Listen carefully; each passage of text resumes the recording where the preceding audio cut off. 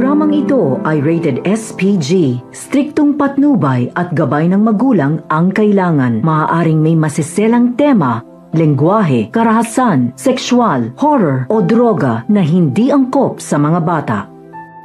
Sinusundan nga dito ni Zoe itong si Annalyn sa taas ng Apex at doon nga nalaman dito ni Annalyn na kausap niya itong si Moira.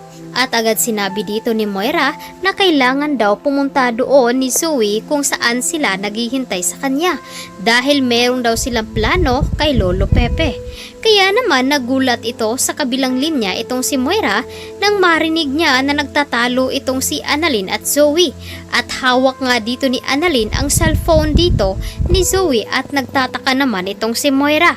Sa hindi inaasahan ay nagkagulo nga muli doon sa Apex at agad naman niyang sinabi dito kila Giselle at RJ na kasabuat itong si Zoe dahil kausap niya itong si Moira at sinabi niya na may gagawin sila dito kay Lolo Pepe. Agad naman sinabi dito ni RJ kung bakit nga daw tinatago nila ang kanyang ama, ano ang pakay nila. Agad naman sinabi dito ni Giselle na paghihiganti ang gusto dito ni Moira.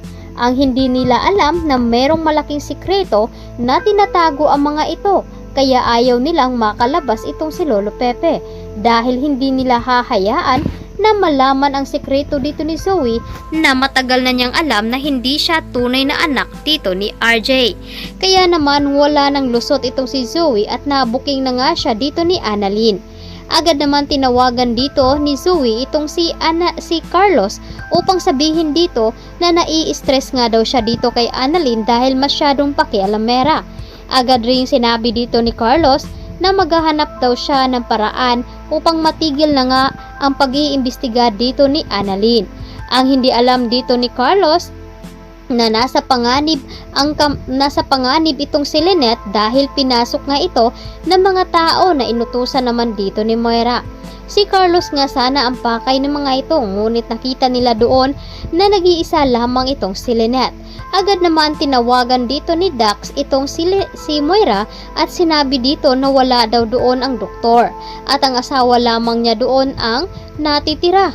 Kaya naman agad naman sinabi at itinuro dito ni Moira na saktan nila itong si Lynette at palabasin na pagnanakaw ang nangyayari.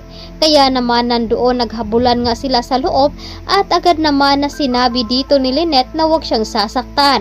Ngunit huli na dahil nga sinuntok na siya dito ni Dax at papahirapan nga daw ito.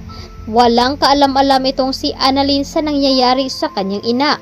Samantalang ito namang si Balaja at Moira ay may pinaplano dito kay Lolo Pepe. Nalaman kasi dito ni Balaja na mayaman talaga itong matanda. Kaya naman naisip nila na mapagkakitaan at hihingian ng pera. At ito namang si Moira ay nainis naman dito kay Lolo Pepe dahil nga sa pakikiusap at masasakit na salita laban dito. Nagbanta rin itong si Lolo Pepe na kapag makatakas daw siya doon ay ipaparanas niya ang dinanas nito sa kanya. Kaya hindi napigilan dito ni Moira ang kanyang galit at agad pinuntahan ni Balaja at tinutukan nga ito ng baril. At hindi naman daw natatakot itong si Lolo Pepe dahil matanda na daw siya, kahit na tapusin siya ay hindi siya natatakot. Ang nais lamang dito ni Lolo Pepe ay ang malaman ng kanyang anak at Giselle na hindi tunay nilang kadugo itong si Zoe. Kaya ito ang dapat nating aabangan ngayong hapon dito lamang sa Abot Kamay na Pangarap. Maraming salamat sa inyo.